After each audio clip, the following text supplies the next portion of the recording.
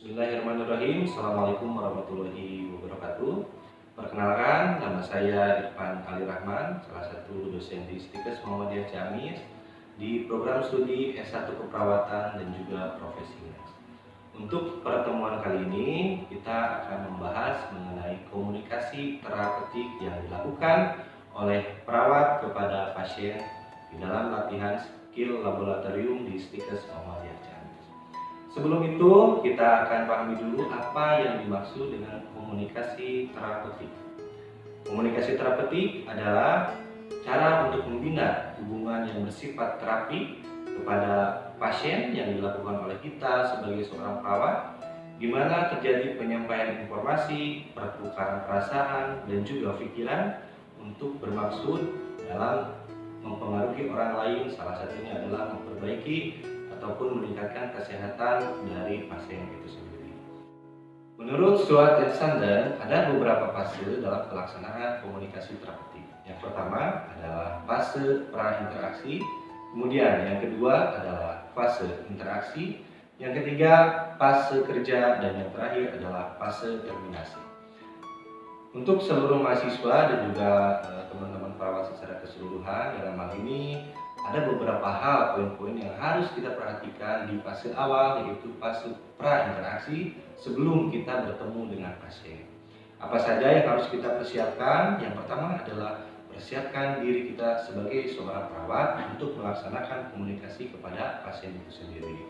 Kemudian yang selanjutnya adalah perhatikan kondisi emosional kita sebagai seorang perawat. Karena apa? Kita akan melaksanakan bertatap muka langsung, berkomunikasi dengan pasien juga. Maka dalam hal itu penting dalam hal ini kita untuk mengontrol emosional kita kepada pasien.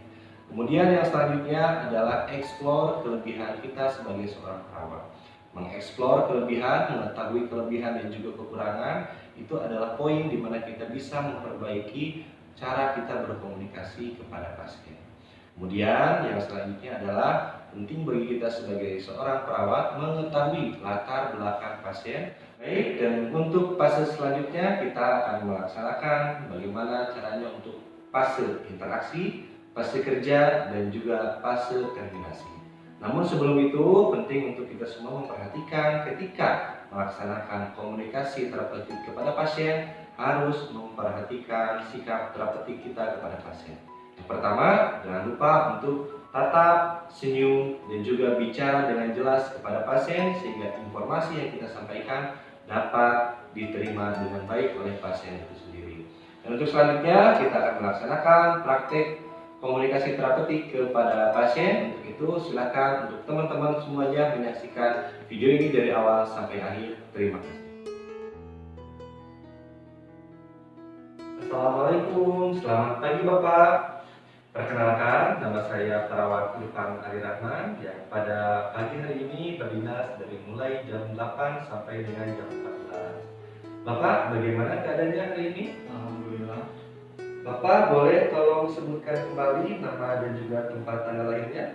Nama saya Ridwan Firdaus, Ciamis 26 November 1997. Baik, Bapak, untuk itu karena Bapak baru pertama kali masuk ke ruangan ini, maka kami dari ruangan akan menjelaskan mengenai tata tertib dan juga aturan ketika Bapak dan juga keluarga berada di ruangan ini. Untuk waktunya kurang lebih 3 sampai dengan 5 menit. Bagaimana? Apakah Bapak bersedia? Ya. Baik, terima kasih Bapak atas waktunya. Kami akan menjelaskan aturan dan juga tata tertib yang ada di ruangan. Baik, Bapak Ridho, sesuai dengan kontrak waktu sebelumnya, saya akan memberikan informasi mengenai aturan dan juga tata tertib ketika Bapak dan juga keluarga berada di ruangan ini.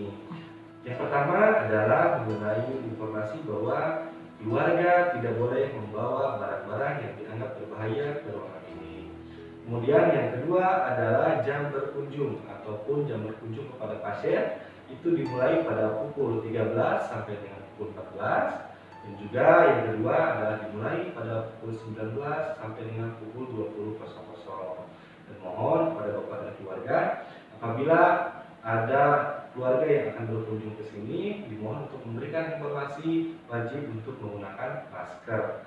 Kemudian informasi yang ketiga adalah keluarga yang menunggu pasien selama sakit di sini tidak boleh lebih dari 2 orang.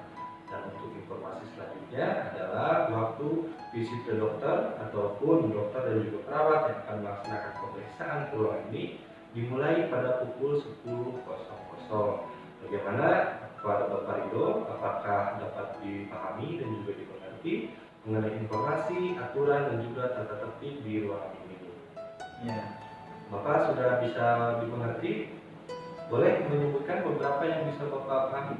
yang pertama pada keluarga jangan Betul. membawa barang-barang berharga. Betul. Yang selanjutnya jam besuk. Yang selanjutnya jumlah pengunjung. Dan yang selanjutnya visit ke dokter. Baik, Bapak terima kasih sudah mengerti dan juga memahami mengenai aturan dan juga tata tertib yang ada di ruangan ini. Dan untuk selanjutnya dimohon juga kepada keluarga yang ada di sini untuk tetap memperhatikan kebersihan yang ada di ruangan. Bapak Ridho, apabila Bapak memerlukan bantuan dari perawat, boleh Bapak untuk menghubungi perawat yang ada di Nurse Station. Kemudian juga mudah-mudahan Bapak diberikan kesehatan oleh Allah Subhanahu wa taala. Selamat beristirahat. Assalamualaikum warahmatullahi wabarakatuh. Demikian praktik pelaksanaan tindakan komunikasi terapeutik yang dilakukan oleh perawat kepada pasien.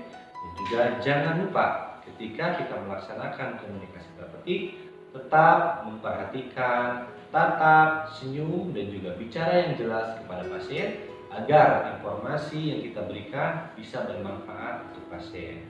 Itulah teknik caring yang dilakukan oleh seorang perawat kepada pasien, dan apabila itu dilaksanakan oleh Anda, maka lihat perubahan yang terjadi kepada pasien. Demikian video yang bisa disampaikan, mudah-mudahan dapat bermanfaat untuk kita semua. Terima kasih. Nasrun minallah fatul qarib wa basyiril mu'minin. Wassalamualaikum warahmatullahi wabarakatuh.